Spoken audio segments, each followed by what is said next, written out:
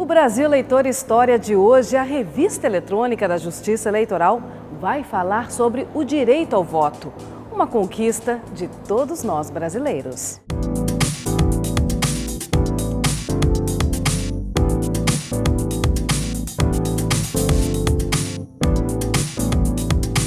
O voto existe no Brasil desde que o país era colônia de Portugal. A primeira eleição foi feita em 1532, na Vila São Vicente, onde hoje fica São Paulo. A convocação foi feita pelo seu donatário, Martim Afonso de Souza, que queria escolher o Conselho Administrativo da Vila.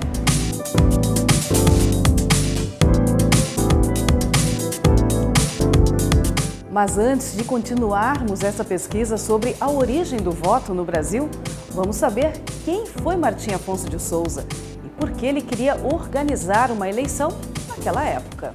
Ele foi um militar português, né? E ele veio ao Brasil a mando da coroa portuguesa, primeiramente para fazer um reconhecimento territorial local, um processo exploratório mesmo. E a partir disso determinar a divisão das capitanias hereditárias, né, que foi a primeira fase da divisão do território brasileiro. Ele também foi o primeiro donatário, que foi da capitania de São Vicente. E após disso, né, com a constante confiança que ele foi obtendo da coroa portuguesa, foi um homem político, ele foi preparado desde criança para isso, estudou para isso, né, foi um militar também.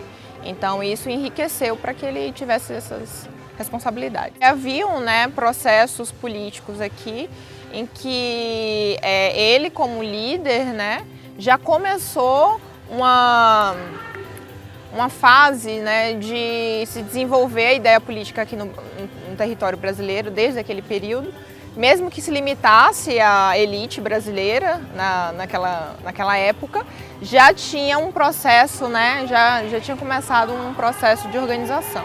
Nós começamos a ter uma eleição antes do Brasil ser um país independente. Nós chegamos a eleger alguns deputados que iriam representar o Brasil nas cortes de Portugal, no parlamento português. Mas, na verdade, o que nos interessa mais é a partir de 1822, quando o Brasil se torna um Estado nacional. Nós tivemos, a partir daí, eleições periódicas e, como acontecia praticamente em todos os lugares, o voto era muito restrito, ou seja, esse direito de votar não estava estendido ao conjunto da população, mas apenas a uma minoria. O que prevalecia era o critério censitário. O que é que significa isso? O direito de votar e de ser votado estava diretamente vinculado à capacidade financeira do eleitor. O tempo foi passando, e somente um ano antes da proclamação da independência, lá em 1821, é que ocorreu a primeira eleição brasileira em moldes modernos no Brasil Império. Foram eleitos os representantes para as Cortes Gerais, Extraordinárias e Constituintes da nação portuguesa. 3 anos mais tarde, a primeira Constituição brasileira foi outorgada por Dom Pedro I. Ela definia as primeiras normas do nosso sistema eleitoral, como a criação da Assembleia Geral, o órgão máximo do Poder Legislativo, composto por 2 casas, o Senado e a Câmara dos Deputados. Naquela época, o voto era obrigatório, porém censitário. Podiam votar apenas homens com mais de 25 anos e com renda anual determinada. Estavam excluídos da vida política mulheres, assalariados em geral, soldados, índios e, evidentemente, os escravos. Esse direito de voto nasce na primeira Constituição, a chamada Constituição da Mandioca, promulgada por Pedro I em 1824. Então, para ser eleitor, tinha que ter a renda sob quartas de farinha. Então, esse era o critério usado. Por isso, daí adveio a nominata dessa Constituição de Constituição da Mandioca. Então, é uma Constituição que ela fica perene no Brasil até a Constituição Republicana de fevereiro de 1891. O direito de votar e de ser votado estava diretamente vinculado à capacidade financeira do eleitor. Ou seja, para votar ele teria que ter uma renda X, para ser votado ele teria que ter uma renda XY. Isso aconteceu durante todo o Império. As eleições eram importantes, eram basicamente feitas para o Parlamento Nacional. Desse modo, até o fim do Império, somente 1,5% da população brasileira tinha capacidade eleitoral. E ninguém pense que a República modificou rapidamente esse quadro, não. Só para a gente ter uma ideia, na primeira eleição direta para presidente da República, em 1894, Prudente de Moraes chegou ao poder com 270 mil votos, o que representavam apenas 2% da população brasileira na época. É pouca gente para muito poder em jogo, não é mesmo? Ah, um detalhe importante. Naquela época, o voto não era secreto e já existiam, digamos, algumas eleições duvidosas. Eram as chamadas fraudes a bico de pena. Os votos, depois de terminada a sessão eleitoral, vão ser computados e aí será produzida uma ata. Essa ata era feita a bico de pena, daí a expressão. E demorava muito a se concretizar. Então, até que a ata fosse feita na comarca, daí fosse para a capital da província, e da capital da província esses votos fossem computados na capital do país, que era o Rio de Janeiro, transcorria um tempo enorme, e aí toda a sorte de fraude era praticada. Pois é, nesse período faltavam direitos e sobravam irregularidades, sem contar no voto de cabresto que perdurou por muito tempo. Mas o que é isso? Voto de cabresto. Era os coronéis antigamente, né? Que era o voto obrigatório pelos coronéis. Agora é o voto obrigatório, mas não tem essa imposição. Só pela compra de voto como ainda existe, né? Aquele voto quando você se compromete com alguém, que tipo, por exemplo, assim, alguém te faz um favor e você fica em dívida com ele e tu é obrigada a votar. Então, quando os caras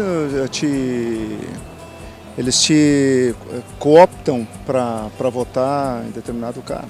E antes, como tinha no termo dos coronéis, quer dizer, por favores, tu acabava fazendo o voto.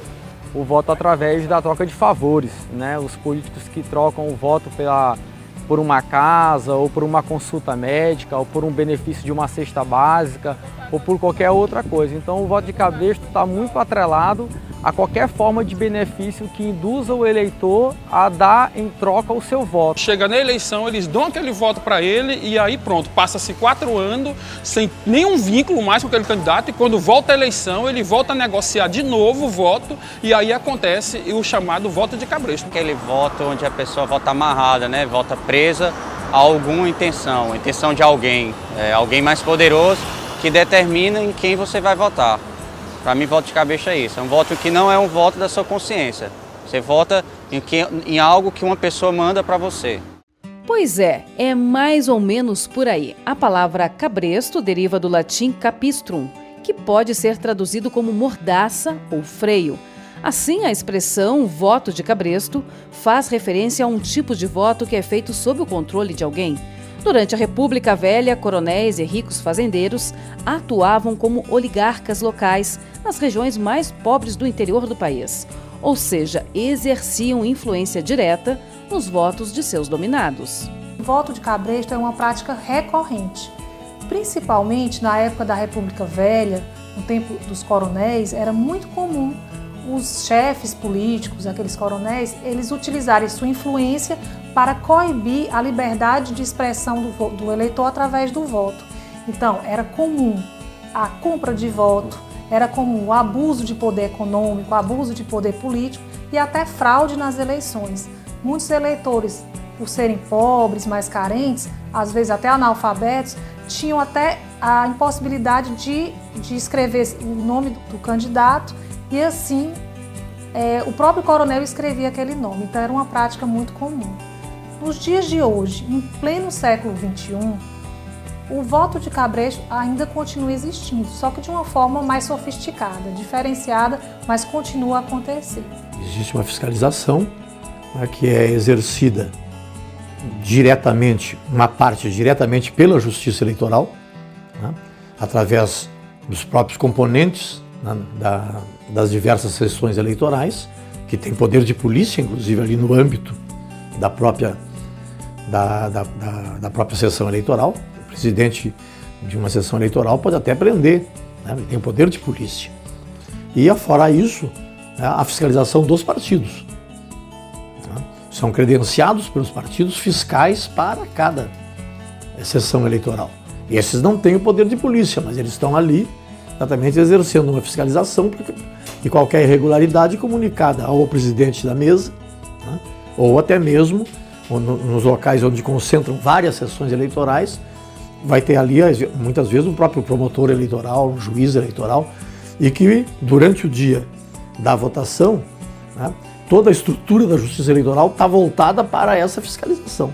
Temos uma grande quantidade de ações de investigação judicial eleitoral e ação de impugnação de mandato eletivo, exatamente questionando práticas abusivas de compra de voto ou de abuso de poder econômico, abuso de poder político, exatamente com o objetivo de garantir essa liberdade de expressão do eleitor através do voto. No dia da votação, há toda uma mobilização para evitar a propaganda irregular, o voto de cabresto. Mas e quando foi que a ampliação do voto aconteceu no Brasil? Ela veio somente ao longo do século XX. O voto feminino, por exemplo, data de 1932, da criação do Código Eleitoral, mas só ocorreu de fato em 1935 e sob algumas condições.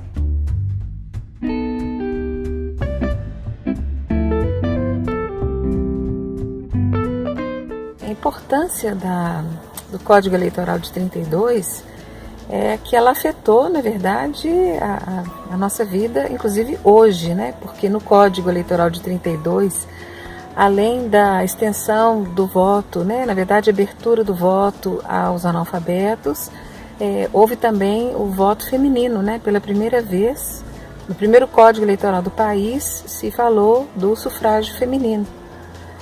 Embora ainda com algumas restrições, né? As mulheres solteiras tinham que ter uma profissão remunerada, as mulheres casadas tinham que pedir permissão para os maridos, mas já foi a grande abertura ao sufrágio feminino.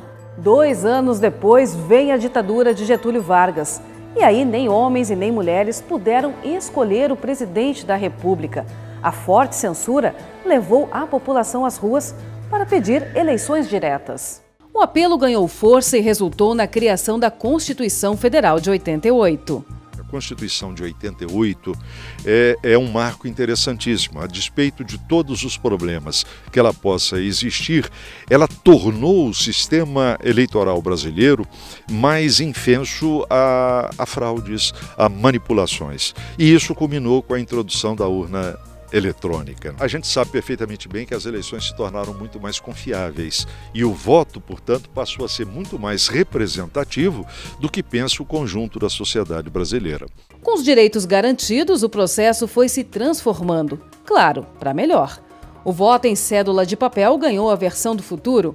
Era a década de 90, a era da tecnologia. Nascia a urna eletrônica. O novo modo de votar trouxe precisão, sigilo e segurança, fortalecendo o direito do cidadão e do eleitor. Nós tínhamos ainda um processo onde havia muita intervenção do homem, desde o eleitor votando, escrevendo em papéis, a quem fazia a apuração das urnas manipulando esses papéis, isso era transcrito em outros papéis, ou seja, existia muitas fases em que a mão do homem era decisiva na contabilização dos votos. Então nós tínhamos um processo lento, desacreditado, repleto de erros e muitas fraudes. A tecnologia veio para mudar esse paradigma, mudar essa página. Ela trouxe celeridade, integridade, mecanismos que evitam o erro e também evitam a inclusão das fraudes.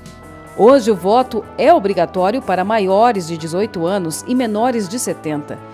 E o que os eleitores acham dessa obrigatoriedade? O voto obrigatório eu acho que é essencial porque se não tivesse ia ter muita gente votando por mais venda de voto do que ainda existe hoje, né? Não ia saber nada do que fazer, iam oferecer qualquer coisa e ia votar. Agora sendo obrigatório, a pessoa ainda busca algum conhecimento para votar. Eu acho que é o ideal, porque nós infelizmente, a população em geral, ela não tem a consciência de que o voto é algo necessário para manter a democracia. Então o voto obrigatório, hoje nas nossas condições de educação, é o ideal, é o correto. Quando a gente votar pela obrigação, é porque a gente tem a obrigação de receber qualquer benefício pelo voto da gente. Não é querer vender o voto da gente, mas é a obrigação de quem receber retornar com qualquer atitude boa para os eleitores. Interessante, né? Para a melhora do país, do município, do estado. Eu sou a favor do voto obrigatório. Já o voto facultativo se dá para jovens entre 16 e 17 anos, idosos acima dos 70 e analfabetos. Essa escolha tem um preço importante para a democracia do país. O voto obrigatório ele é uma tradição, não só no Brasil, quanto na grande maioria dos países da América Latina. Se o voto fosse facultativo, logicamente um percentual bem menor de eleitores compareceriam para votar. Nesse sentido, os eleitos teriam uma crise de representatividade, porque se poderia questionar, mas ele foi eleito só com 10, 12% dos eleitores ou dos habitantes do país, então acabaria se criando uma crise de legitimidade sobre aqueles eleitos. Uma fatia significativa desses votos facultativos são de jovens. Estima-se que 6% dos votos válidos venham de jovens entre 16 e 18 anos. E é por isso que a Justiça Eleitoral tem trabalhado em vários projetos que reforçam essa ideia. Um deles é o Eleitor do Futuro. Tribunais eleitorais de todo o país investem nessa iniciativa de levar conhecimento eleitoral a crianças e adolescentes. Para que serve um representante, um político? Ele serve para falar por vocês. Eu vou escolher qualquer pessoa? Não. Essa pessoa precisa ser honesta ou não precisa? Precisa. Ela precisa ser correta? Sim. Ela precisa ser trabalhadora? Sim.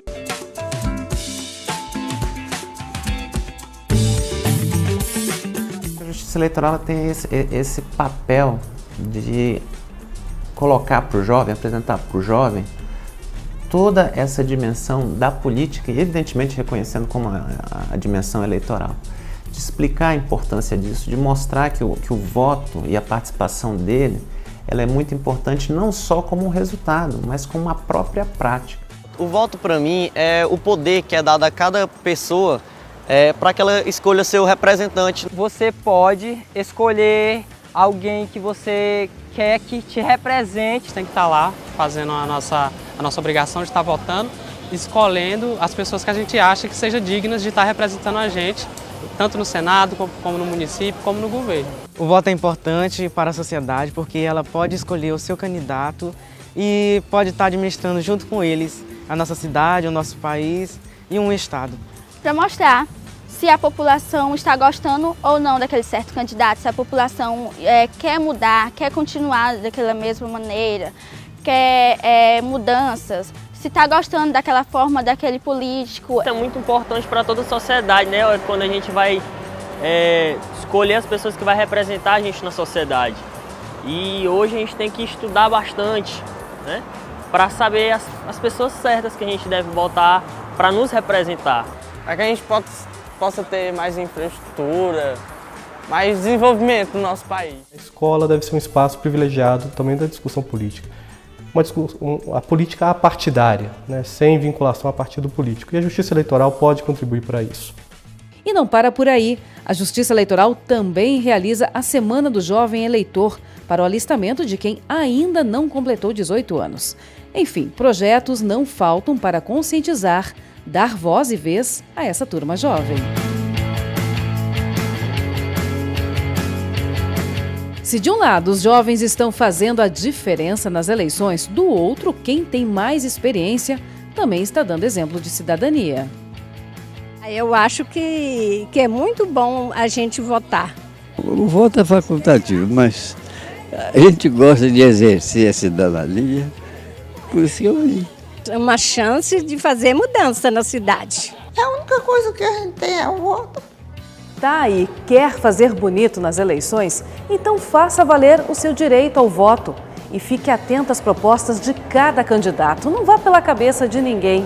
Você também é responsável pelo futuro do país.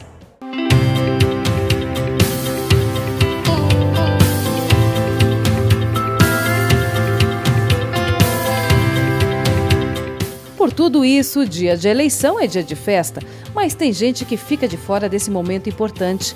É a turma dos que não votam e não justificam. Eles têm até 60 dias para justificar. Caso não façam isso, podem até ser impedidos de sair do país.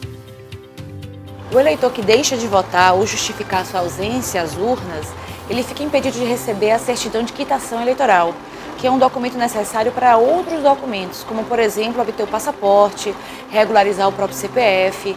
Se esse eleitor deixar de votar 3 vezes seguidas, a consequência é mais grave. Em resumo, quem não vota, não justifica e não paga multa durante 3 eleições consecutivas pode ter o título de eleitor cancelado. Mas é importante saber que cada turno conta como se fosse uma eleição. Se, por exemplo, o eleitor deixar de comparecer no primeiro e no segundo turnos, no final das contas, ele deixou de comparecer a 2 eleições.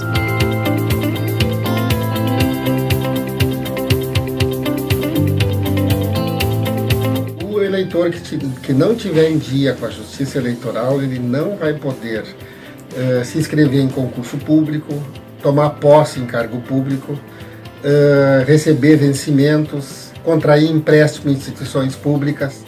A cidade em que mora pode estar suja, mal cuidada, sem segurança, saúde ou educação. O tempo de fazer valer o seu direito já vai ter passado. Só restará então esperar mais 4 anos para tomar a atitude certa.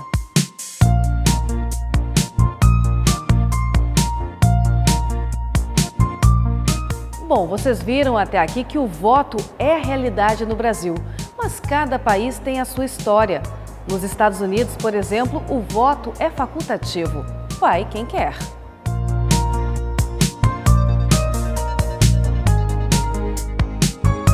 Outro país que pratica o voto facultativo é a França, e os números por lá não são animadores.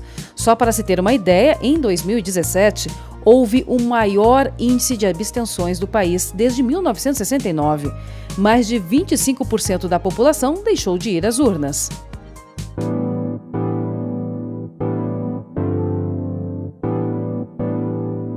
No Chile, esse índice é ainda pior. Desde 2012, o voto passou a ser facultativo no país.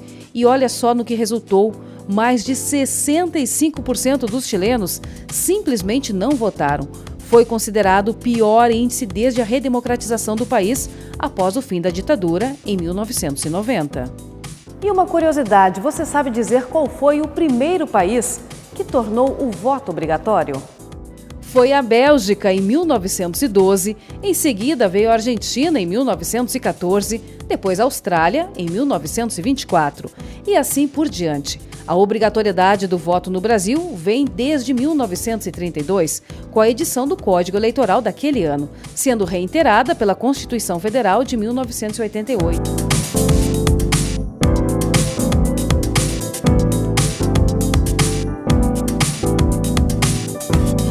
No que diz respeito à democracia brasileira, nós realmente precisamos, que o povo participe mais ativamente, com a consciência que deve ser necessária, porque o direito de voto, o exercício do direito do voto para a democracia brasileira é fundamental, porque ele reflete diretamente essa democracia que é tão defendida pela Constituição Federal Brasileira. Como você viu, consciência e atitude garantem o nosso direito de escolher quem irá nos representar, seja no nosso município, estado ou país. O nosso voto consciente pode ser o autor de uma nova história. O Brasil Eleitor de hoje, a revista eletrônica da Justiça Eleitoral, fica por aqui. A gente se vê no próximo programa. Até lá! Tchau!